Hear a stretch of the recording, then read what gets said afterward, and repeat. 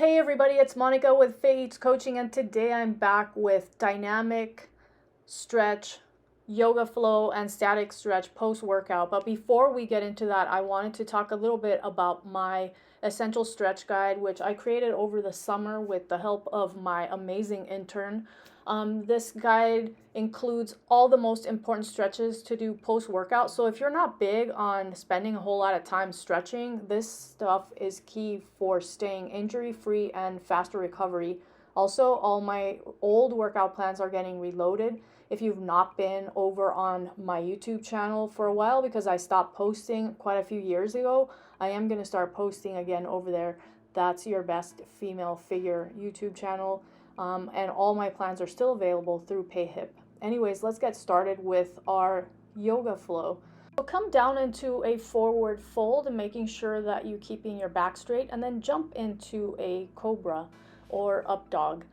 Either one works. And from there, you're going to press back into down dog, making sure that you're using your core to do that movement.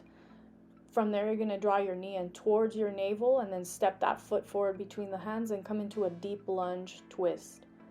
From here, we're going into warrior two and then reverse warrior, and lengthen through the side body to get that nice extension. From here, we're going into side angle and then triangle. Remember that you can do any arm positions that work for you. You don't have to add arm binds or extend the arms if that throws off your balance. You can keep your arms closer to your body. Come back to deep lunge, add a quad stretch. Sometimes this can be really challenging, so do your best. If you can't reach your foot, at least try to reach your heel towards your butt. And then from there, we're going into a hamstring stretch from a kneeling position. Back into your deep lunge, and now you're twisting around on the ground. You can skip that if you have low back or hip issues, and then step back into down dog.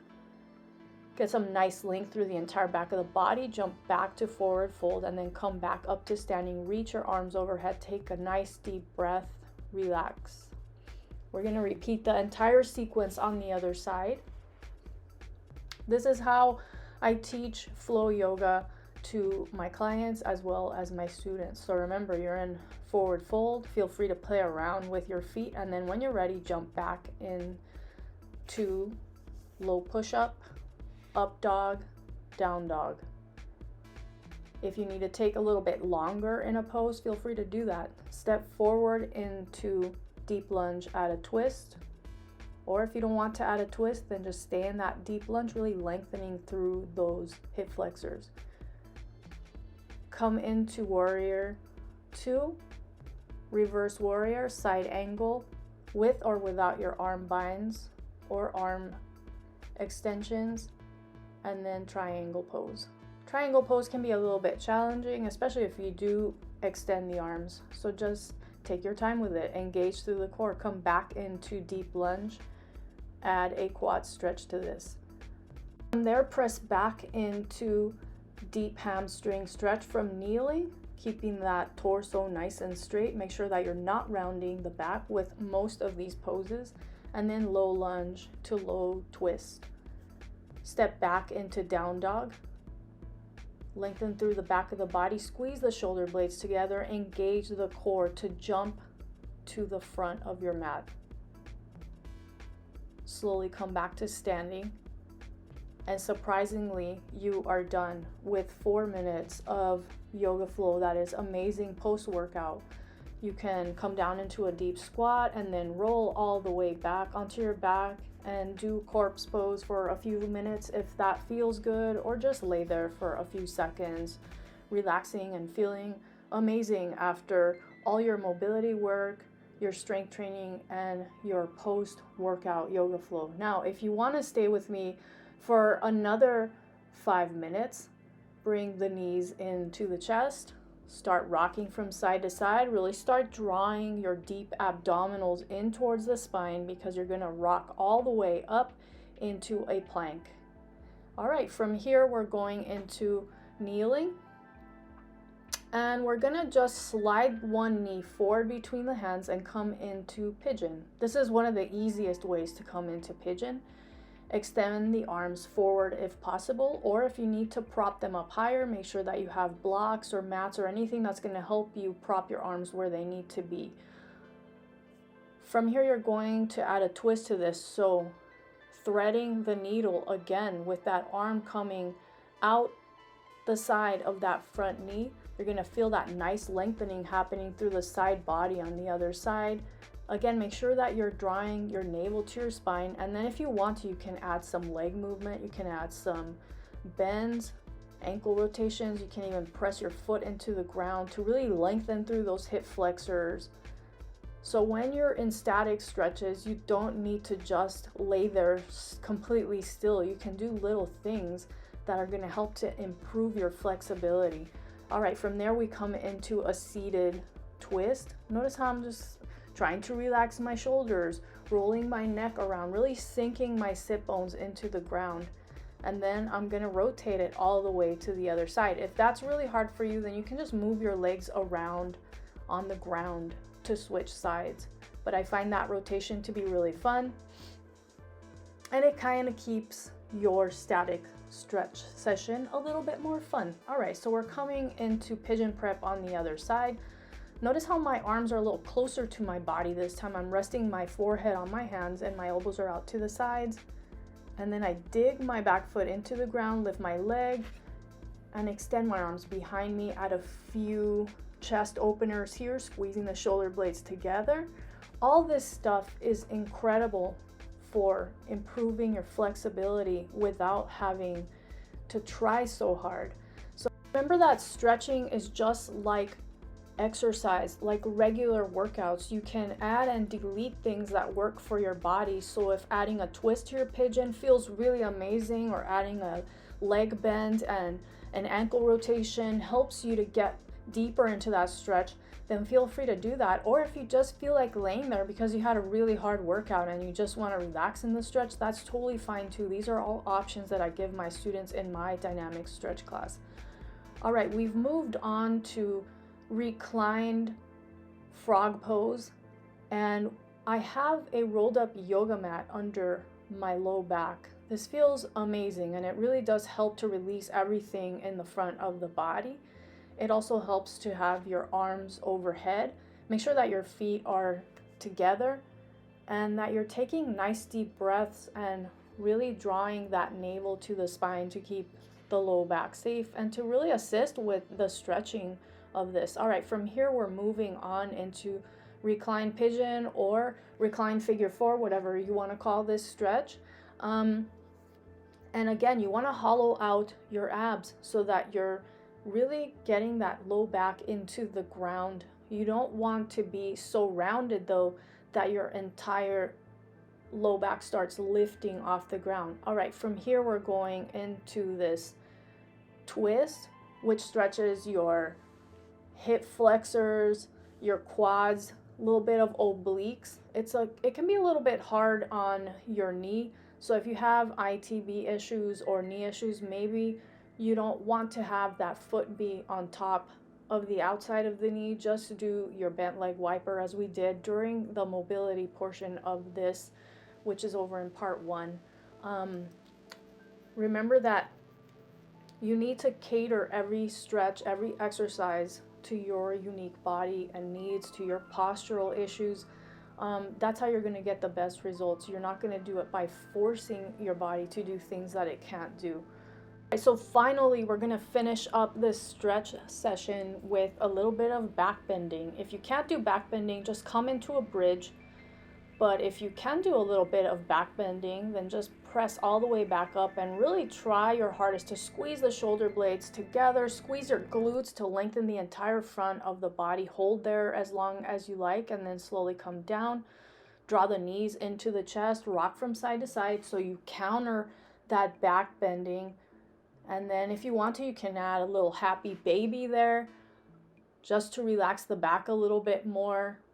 And then from here, we're going to move on to some more static stretching. That's a really intense. So you can be done here. This is already almost 10 minutes of stretching, which is amazing after a workout. But if you want more, if you have quad hip flexor issues and other hip stuff, this next section could be exactly what you need. So grab a band, put that around the ball of your foot, and you're just going to do a little bit of hamstring opening. You can open the leg out to the side. You can bring it towards your face, pushing into the band, so you're working against that resistance. Maybe you want to add a little bit of ankle, foot circles. You could even rotate the leg around in both directions a few times, and certainly keep the opposite leg bent if that helps you to keep your back flat on the floor. So once you've done this on both sides, you're going to roll all the way up to sitting, and you're going to set yourself up for the most intense quad stretch that I teach my clients who have a lot of hip flexor issues. And because of the hip flexor issues, they have knee problems, back problems, hip problems. This is not the most pleasant of stretches, but it is incredibly effective for fixing a lot of those things. So if you don't have a plyo box, use a chair. If you don't want to use a chair, you can use a wall. You're going to set yourself up where your foot is propped up on the plyo box, chair, or on the back of the wall. So top of the foot has to be on top of the surface, not your toes, the top of the foot. You'll see in a minute when I go down a little bit further. Notice how my body is nice and straight. I have a perfect alignment from my knee, thigh, all the way up to my shoulders. And I'm using my core to stay balanced. And I'm just kind of getting used to being in this stretch. And then we're going to start to really take it a little bit deeper. I will talk you through exactly what you need to do. So I'm adding a little bit of a twist here, a little bit of side bending. But once I come to face forward, what I'm going to do is I'm going to tuck my tailbone under. I'm going to really pull my abdominals in nice and tight. I'm really going to try my hardest to squeeze my glutes and maintain this position. Nice straight back. It's going to feel really, really intense on your quads. You might even feel it all the way up into your upper abdominals. And if you can, try your hardest to just breathe, stay calm. I generally hold this myself for about 4 minutes. If that's not intense enough for you, you can always add a back bend to this. But again, make sure that you are still squeezing your glutes, keeping your belly pulled in so that you're getting the full effect of this stretch. So 4 minutes on this can feel like torture. So you can move around and do a few other things while you're holding this stretch, and then go back to it. Right here, I'm going back to a deep hamstring stretch with a little bit of a twist. Notice how I'm working my foot around. Those things do make a difference with your flexibility. Again, you don't have to do all this extra stuff, but it does kind of make the stretch time go a little bit faster, and you're still getting the nice benefit of lengthening through that back leg. The leg that we're really working on is the leg that's propped up on the plyo box. So this is a stretch that I actually learned from my rolfer, who treated me for just excruciating back pain, I would say about 15 years ago. I was going to see him on a regular basis because my back was just constantly spasming from old injuries, and I was doing a lot of trail running at the time and not really bothering to stretch that much, if you can believe that. I've always been fairly flexible, so I didn't think I needed to spend a whole lot of time stretching, but that started to catch up with me in my mid-30s. So that's when I started practicing yoga, in my early 30s, I would say, and it made a huge, huge difference. He told me that if I didn't start doing this particular stretch pretty much on a daily basis, that I would be spending $120 an hour with him at least several times a week for the rest of my life. So I thought, I'm not gonna do that. I wanted to learn how to take care of my body, and I started doing this stretch nightly, which I still do pretty much every night, and going to yoga flow classes, and that changed my life. So Okay, so now that we've done 4 minutes on the first side, we're moving on to the second side, and I'm going to share some of the best tips that I share in my dynamic stretch guide or essential stretch guide, which includes all these dynamic stretches and static stretches that you're watching in this entire video. So tip number 1 is set a timer.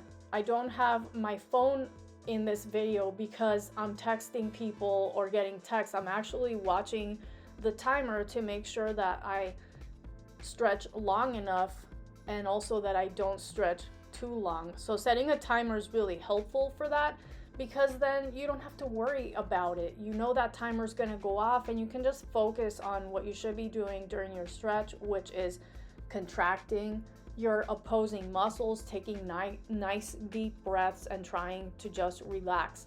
All right, tip number 2 is the breathing. Breathing is really important. It's going to help you relax into the stretch a little bit better. So a lot of times when people stretch, they hold their breath and they get all tensed up, and that just makes it so much harder. If you just take 3 to 5 really deep breaths on each side, and if you're adding movement, maybe try to use your movement to enhance that breathing, or use the breathing to enhance that movement. It's going to help you so much to not tense up and fight your body. So the goal is to not be fighting your body, right? So that's tip number 2. Tip number 3 is distractions. Distractions can work. You can be 100% zoned into what is going on with your body, or if you've been stretching for a long time like I have, then you probably this, second nature to you. You can put on a TV show that you're really into. You can watch some, funny videos on social media. You can talk to your partner or play around with your dog. Maybe your dog likes to play fetch and you can throw him a tennis ball when you're doing your stretching. Again, set a timer though, so that you know when you're done and you're not going past the time that you should be going or not doing enough. So distractions are amazing. I actually watch TV every night, and that's when I stretch. Now, I don't watch TV when I'm doing a yoga flow. That's totally different, but with just, static stretching, it can be really helpful. Anyways, on to the next tip. Make sure that you contract your opposing muscles when you're doing stretches that are intense. That's going to help you to release faster. It can be a little bit hard at first to squeeze your glutes, squeeze your upper back, draw your abdominals in as you're doing a stretch, because you already have so much stuff going on. But if you learn how to do these little things, it's going to make a huge difference with flexibility. You could also use a massage prop while you're in a stretch. Anyways, I hope that this has been helpful and you have enjoyed it. I will be back soon with more exercises and tips to help you get your leanest, fittest body. Thanks for watching.